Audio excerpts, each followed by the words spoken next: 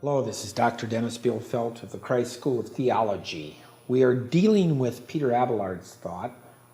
For those of you just chancing upon this video, Peter Abelard was a theologian of the 12th century, an enormously creative individual, excellent at disputation, and tended towards nominalism. That is, he tried to let the air out of bloated ontologies. Okay. In ethics here, one might say, well, in ethics he might actually have gone the other way, because in ethics, of course, we have generally the view of utilitarianism, it's a consequentialism, an act's goodness or badness and its rectitude then is finally evaluatable in terms of the results ramified by that act. Or perhaps a deontologist who would say that we must act such that our act treats the other as an ends in themselves and not as a means, something like that. With Abelard, we have something more of the latter than the former, but he has a very peculiar way of understanding intentionality. For Abelard, intentionality is so important that the moral judgment has to do with the rectitude of the intention and not of the act itself. So the agent's intention alone determines the moral worth of an action. The actual deeds done then and their consequences, oddly enough, seem to become irrelevant to their moral evaluation. Well, what does this mean? Well, I remember teaching this to students many years ago at the college, and of course Abelard has this wonderful example of the guy coming home at night and goes into the wrong house. I have to spice up the lecture a little bit. And he lies with the wrong woman. Well, if he's lying with the wrong woman and doesn't know it, I mean, this action is not bad. Now, you might want to understand how he could not know it, but let's just leave that as it is. So he's lying with the wrong woman, and but when it's light, then he would know it. But if it's a non-negligent ignorance, it removes the blame from his action. Now, if he's somehow negligent and wandered in the wrong house and should have noticed that it's not his house, then there would be some moral blame here that one could ascribe to him. But if this ignorance of lying with the wrong woman is due to non-negligence, there cannot be any blame ascribable to him in that action. Well, he knows that we have errant thoughts, and so he makes a distinction between these thoughts that we might have, some of a sexual nature, maybe others of violent nature that we might have, and then actually entertaining the acts. And the entertaining of the act mentally, by thinking about it, is where the moral culpability arises. Desire itself is not evil, but acting upon it in thinking of it, even if you don't do it, is. Okay. Since our intentions are private, however, we act upon our intentions, we decide to think about this or that, and I'll let you think about what that might be. Since our intentions are private, and only God knows them, then really only God can rightly judge them, right? So we cannot ever know the intentionality of the other because his or her thoughts are private. They are not public. We cannot reach them. Now, it may be that a robber goes and robs, but he didn't intend to do it. I don't know how this might be. He might wander down the street and he thinks somebody's giving away shoes. He goes in, he puts a pair of shoes on and walks out, and they run after him and say, "You stole them." He's going, "Well, I didn't steal them. I thought they were giving them away." So he might have intended not to do anything wrong. But of course, he would still be punished for stealing the shoes. Now, Abelard here is very interesting. He's going to say, well, okay, even though the act was not bad in itself, human justice didn't get it all wrong, because by punishing him for taking the shoes, even though it was non-negligent ignorance, this punishment will teach him to be more observant the next time, right? And so this can have a pedagogical effect. Punishment can have a pedagogical effect, and it can also help us in deterrence. Abelard believed that reason can discover the golden rule, and that when you act in accordance with the golden rule, you're acting in accordance with what God wills. Do unto others as you would have them do unto you. So virtue, he says, is its own reward in giving happiness. So just the doing of the good and the moral rectitude here, the probity, has its own reward in happiness. Even if we don't know we're happy, we really are, right? Sometimes it's hard to know if we're happy because happiness is still not a feeling, right? It doesn't get to be a feeling until later on. But an eternal afterlife allows this reward of happiness to continue forever, and so is maximum happiness. And maybe in eternity, you realize deeply how happy you are. Maybe then you have a feeling of happiness along with just being happy. Okay, now to his theology. He claims that reason has a role in faith.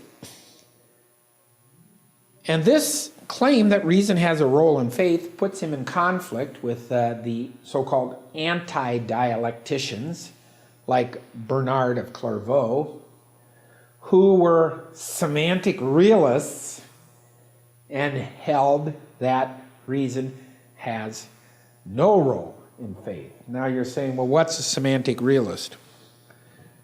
Well, if you've ever looked at the webpage of the Institute of Lutheran Theology, we claim to be semantic realists here, but we're not semantic realists, I think, of Bernard of Clairvaux's ilk. Semantic realism is the assertion that evidence transcending propositions are either true or false, regardless of our epistemic access to them. Okay? So this is pretty important for theology, that propositions can be regarded as true or false even though we have no evidence. They may transcend our evidences, that they're still true or false. If you think about this, this would be certainly the idea that was operant in the great tradition, even with the notion of revelation, right?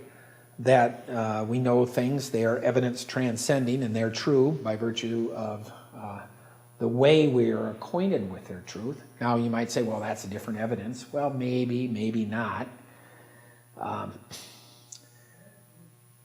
But you could be a semantic realist of a very literal sense, I suppose, and hold that each and every term of a theological discourse means a discrete thing, and that one can't do much more than just parrot what is said, and the articles of faith are just basically articles that are clear in and of themselves. Clairvaux, of course, was a semantic realist, and maybe more in that sense. I don't think we would want to hold that at the Institute of Lutheran Theology. I think we accept here what Abelard actually accepts, and that is that the meaning of theological and religious propositions, that their meaning is not always clear and literal. Okay? So what Abelard does is he investigates how to understand theological language. And this is a very much a topic of the last 100 years, right? I mean, that's basically within the Anglo-American tradition. Of course, that was a big question in the middle part of last century. But the whole idea of how to understand theological statements, what do they mean, is part and parcel of the entire tradition, but certainly the tradition since the time of Kant. Kant writing in 1781 in the Critique of Pure Reason, and then later in the Critique of Judgment. His argument made it the case that the subsequent tradition would have to take a different take on religious language. Okay.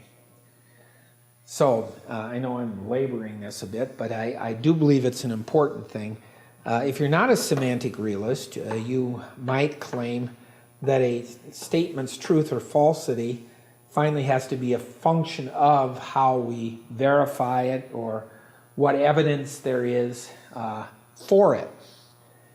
And of course, because theology always begins, in some sense, with a God's eye perspective, and we are but human beings, it makes sense in theology to be a semantic realist, because from the divine standpoint, of course, there would be a truth or a falsity of propositions, even if we have epistemic limitation with respect to them.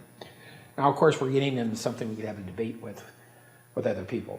But it's at least you see the motivation here. Well, our friend Abelard was in trouble with Bernard of Clairvaux for using reason too much, and of course this gets him in hot water with the Pope. But he's also in conflict, on the other hand, with dialecticians claiming that reason can explain everything. Now, there weren't as many of those, but there were some. And that we should accept only what reason counsels, and that we should not appeal to any authority beyond reason. He does not accept that. He's known for his Trinitarian work, his work on the Trinity. Of course, the Trinity is this idea that you have God, right? Somehow a divine nature, and you got Father, Son, and Holy Spirit. Classically, these are three persons in one divine being or essence, and how do you understand that? Are the three persons simply ways of referring to the one God? Or are they separate persons that the term God applies to? Kind of like Avis and Emma and Betty are all sheep. Well, of course, any serious reflection on the Trinity shows that either of those ways of thinking about it are incorrect. He wants to get at how it is that Father can be distinguished from Son, can be distinguished from Holy Spirit, and that they all can be distinguished in some sense from God, or identical with God in some sense. In what way are we using distinction and identity? How is this all possible? And what he does, this is very creative, he distinguishes four modes of identity. He talks about essential sameness and difference, numerical sameness and difference, definitional sameness and difference, and property sameness and difference.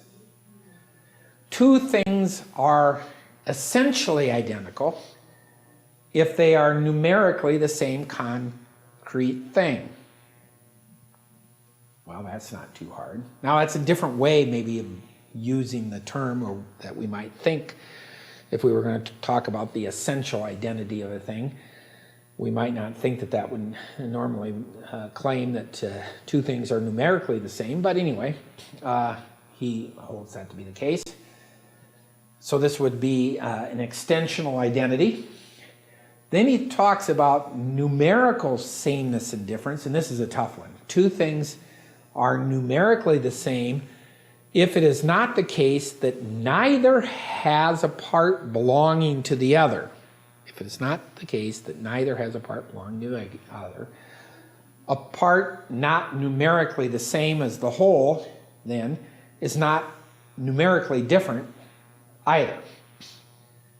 So this gives him a category, he thinks metaphysically, of saying that a part may not be the same as the whole, but not different from the whole. Okay? And that's an extensional notion. Then he has two intensional notions here. Two things are definitionally identical if and only if what it is to be one also requires it to be the other. So this is the what it is to be one also requires it to be the other. That is a classic definition. And this property identity is a little confusing maybe. Two things are property identical when they specify features that characterize each other. So white and hardness can apply to the same thing, yet they are definitionally different, but they have property identity. Why? Because the white thing is hard and the hard thing is white. Now, you're not going to walk away from this lecture and go home and probably think about, well, you already are at home maybe, but think about these things terribly deeply. I hope you do. But you should at least see what we're getting after. What Abelard is struggling with is he's struggling to give us a metaphysical framework to allow the Trinitarian payoff, right? The three persons have essential identity because they are all God. Okay? One divine essence.